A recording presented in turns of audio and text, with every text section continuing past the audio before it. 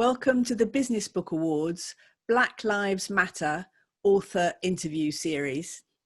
Today I'm with Taruna Chauhan, who is the author of a book called Outstanding, A Leader's Guide to Effective CQC Recognition. And Taruna's book was shortlisted in the Business Book Awards 2020 in the short business books category. So Taruna, congratulations on that.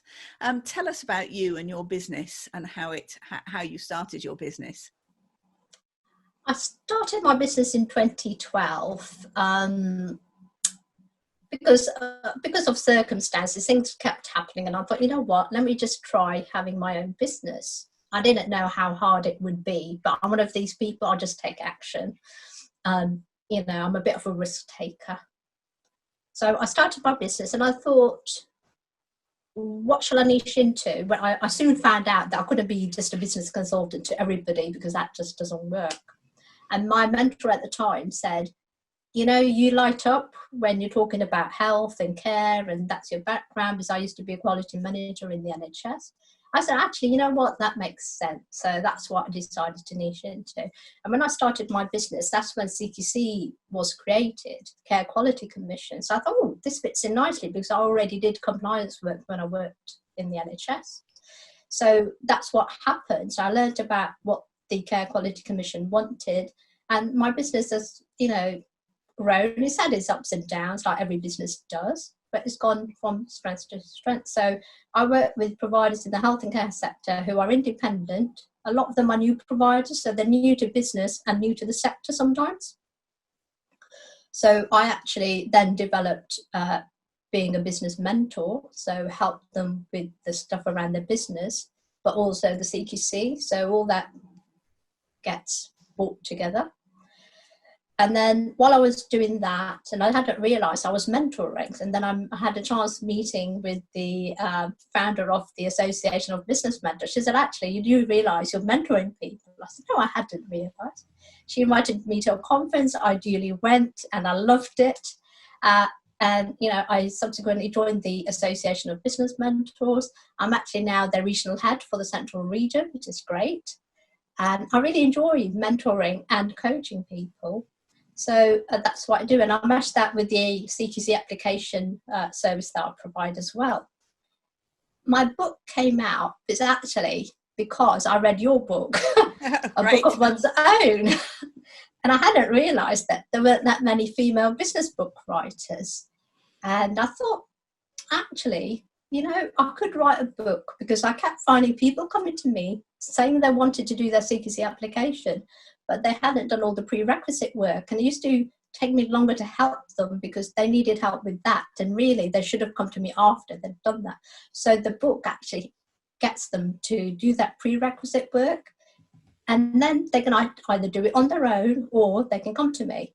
And I've been lucky. People who've read my book have actually come to me for my service. So that's always a good bonus. Absolutely. That's brilliant. Yeah, and I wrote the book and I joined your challenge and everything. And I'm glad I did, because in terms of writing a book, I didn't know what I didn't know about writing a book. All I knew was my grammar wasn't brilliant, and that's what used to hold me back. But doing a challenge made me realise that actually do your writing, get your knowledge onto paper, and then the editor will help you make it sound really good. So that really gave me the confidence then to write my book. And writing it in 6 months was amazing. I couldn't believe that I'd done that. Well, and then being shortlisted in the Business Book Awards, I don't know if you remember, I was in tears of joy, because this girl from a council estate had done well. That's brilliant, Taruna. Yeah, no, it was so impressive, and so great that your book was shortlisted after all the work. But I do wonder whether we see so much about diversity in the NHS at the moment because of COVID and the care system. Have you experienced discrimination because of the colour of your skin through your career? So, and if it was there, I think it was more overt than covert in the NHS, because the NHS is already quite a diverse sector anyway. So within the NHS and my work life, I hadn't. My father did. My father had years of racism and abuse. Things like his lunchbox being thrown in the toilet, Yeah. being bullied by a supervisor to buy him a bottle of whiskey every year, or, things would happen. The last thing that happened to him, he fell and broke his hip at work because they hadn't cleared up some water. They then did have to do something, because obviously that's a notifiable incident. But it makes me wonder if that was a deliberate action to hurt him because of what he'd gone through. I was quite young, so I didn't know at the time that you could go to HR, and I doubt if he would have, because he thought, but that's what happens to us, I think. I was bullied at work, but I think I was just bullied because the manager was like that. I don't think it was the colour of my skin, or I'd like to think it wasn't. But I was bullied, but I did something about it. I went to HR and it was duly looked at. So about that. I have had racism outside the workplace, and something that happened about 6 years ago when we went to buy a bed, thinking, oh, we'll go and help an independent store locally rather than go to a big chain would be good. So we went to this store and we were surprised at the way we were treated. They didn't come out, the salesperson. We had to go and find them, and then when we told them, said, oh yeah, have a look at the bed, didn't want to help us at all, left us to it. We were there about a good 10 minutes and thought, this is a bit strange. The salesperson doesn't want to know what we want, why we want this bed or whatever. Okay. And what really made us realise what was happening was when a white couple came in and the salesperson came out straight away and was talking to them and spending all the time. Needless to say, we walked out, and it was sad because we had cash in our pocket. We were happy to pay. We knew exactly which bed we wanted, but because of the way we were treated, we walked out. And you could tell that was pure racism, because a white couple came in after us and they were treated totally different to us. And that was really sad because they were a small independent company. And the thing is, I have a large network of people in my community, which if I'd been treated nicely, I would have recommended them. So the opposite happened. I actually, when I had the opportunity to tell people, I told them not to go there. So they probably lost a lot of business.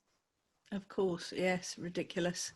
And you are a great networker, Taruna. You're fantastic. How have you found networking and race, I suppose?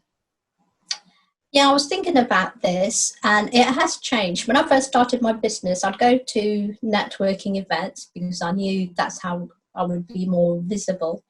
But I noticed, a lot of the networks were mainly men involved in them. But I was used to working in a male-dominated environment, so that didn't faze me. But I also found I used to be the only Asian woman, and I thought, surely I can't be the only Asian woman who runs a business. That can't be true. And later on, I found out that Asian women didn't feel confident in that kind of environment. So they were then starting their own groups, Asian women business groups, which I know some people may disagree with me, but I think that actually is counterintuitive, because I think if you want to get noticed and be known as an Asian business person, then actually you should go to the general networking groups and let people know that you are an Asian businesswoman. Just meeting other Asian women doesn't really, to me, it doesn't make sense, because you're not coming out of that sort of mindset. But what I have found recently is I think women are moving away from that shift, and certainly one of the business groups I belong to at the moment, we have a good cross section of ethnicities, a lot of Asian business women in there. Quite assertive ones as well, and they know what they want, and they're leaders in their own right, and I think that's really great. It shows we're becoming part of the general population rather than being in little pockets. And I think if you want to improve the diverse communication and talk about diversity, then it has to happen, and has to happen in reality and in your community. And certainly I see that in the business group I belong to, and I think that's what we need more of. That's interesting. Do you feel that having published your book, having become an author, has given you more credibility generally, broken down any barriers for you? Oh, definitely given me credibility, because when I mention my book, even if they don't know I've written one, when I guide them to Amazon to buy the book, they say, "Oh wow, you've got written a book about this." I said, "Yeah," and it does. It really does make a difference. In a way, it's like the best business card I could have. So it's really great. And I found I'm getting more confident in saying I'm an author and saying that actually I have written a book, and if you'd like to go and buy it, and getting better at asking people for reviews as well. And you know what? If you ask people, they will actually write your review. I never know what they're going to write. I just ask them for a review, and luckily I've had all 5-star reviews. So I must have done something right in my book. So that's always really good, and that really lifts you up as well. You've done a good job. And has being shortlisted in the Business Book Awards, has that given you a kind of extra visibility as well? Do you use that? I haven't used as much as I should have. I had all intentions of sending out my PR, and I haven't done it. And I think that's a bit of, don't tell me off, bit of that imposter syndrome coming in. So I do need to get better at that. But I am good at saying to people, I've got a book, have a read. And certainly people have said, I've read your book. People who I haven't even met have contacted me, connected with me on LinkedIn, said, "I read your book. I think it's really good. And right. I'll be in touch when I open my, business in the sector." So I think that's a good thing.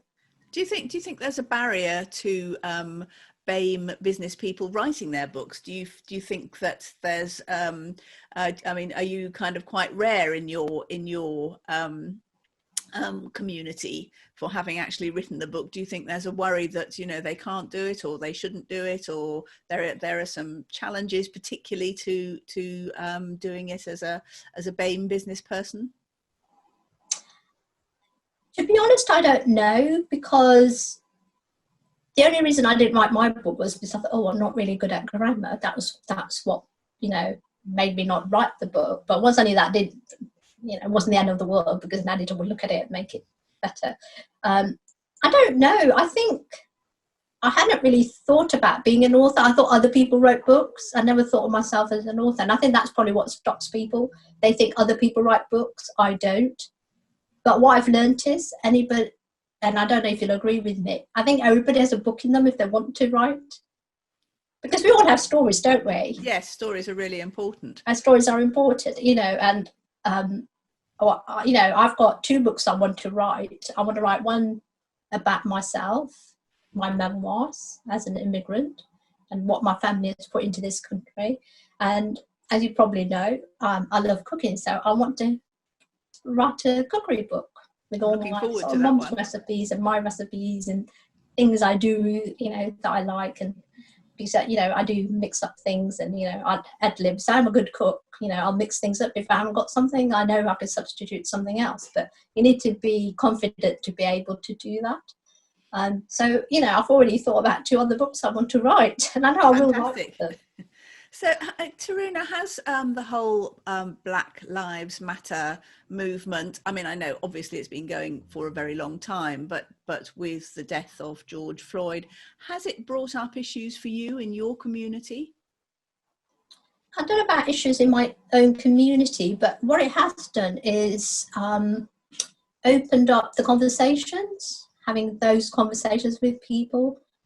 Certainly in other groups as well, people are talking more openly. And I say to people, if you want to know, the best way to get to know people, and if you want to know people of, who are from a different ethnicity to you, then it's really great to find out about their culture. So, ask me, what my heritage is and things like that. That's how you'll find out about my culture. If you know about my culture, then there's things you won't say or do that may offend me, but you need to find out that, and you need to ask questions and be curious, and don't be afraid to ask those questions. I'm one of those who'll happily answer you, because I want you to know. And I think it's those conversations that are really important. I think the Black Lives, what it's done is it's brought that to the fore, and people aren't afraid to have those conversations now. Sad to say, I did have to remove a connection on Facebook. It was a person I used to work with, and it turned out he was a racist, and I hadn't realised, but comments he made. And then when I asked him and said, hang on a minute, what you said wasn't right, he deleted some of my comments, and just his own attitude. In the end, I thought, how have I got the space to argue with a person who's not prepared to listen? So I had to stop, I got removed the connection, and it made me quite sad that I did that. But speaking to other people, they've had the same as well. When they've had these conversations, they've found out, that, and it's quite sad that there are, I know there's always going to be racist people in the world, but I think it's sad that people you work with who you didn't know, and then when all this comes out, they show the true colours. So so it's been a bit of an eye-opener in a way as well. Yes, that's very distressing that there is, I mean, people often say that racism in the US is much more obvious, while racism in the UK is kind of polite and hidden and covert, and I suppose something like this brings it out in a way. And you're right, and it reminded me of a situation when a few years ago, when I first started out, I went to a networking meeting, and there were stands there, and there was a stand from a hotel chain which I won't mention, and I went up there, but the person manning the stand, there was a lady, she just didn't want to know me, she didn't want to talk to me. Yet, when I had looked, and I like to observe people, I noticed when other people went to her, she was happy to speak to them and everything, but she just didn't want to know. Could I say it was racism? I couldn't, because it was overtly done. And I came home and I said to my husband, it was really strange. And the only thing I can think of that perhaps she was racist, because there were other people there, women and men, who she was happy to talk to. And I was one of the very few, I think I was probably the only Asian person there, Asian female person there. And so that made me a bit sad. She didn't know what I had. She didn't know if I was the CEO of a large corporation or not. And I was well dressed as well. It wasn't I was there just in jeans and a t-shirt, so she's not going to have any money. And I know a story about that as well, which is great. But so I think you're right. It is more overt. But, my daughter, sometimes she says she still gets asked, where is she from? She goes, from here, because obviously she was born here. Yeah. But I don't know, where are you really from? And she said, well, what do you mean?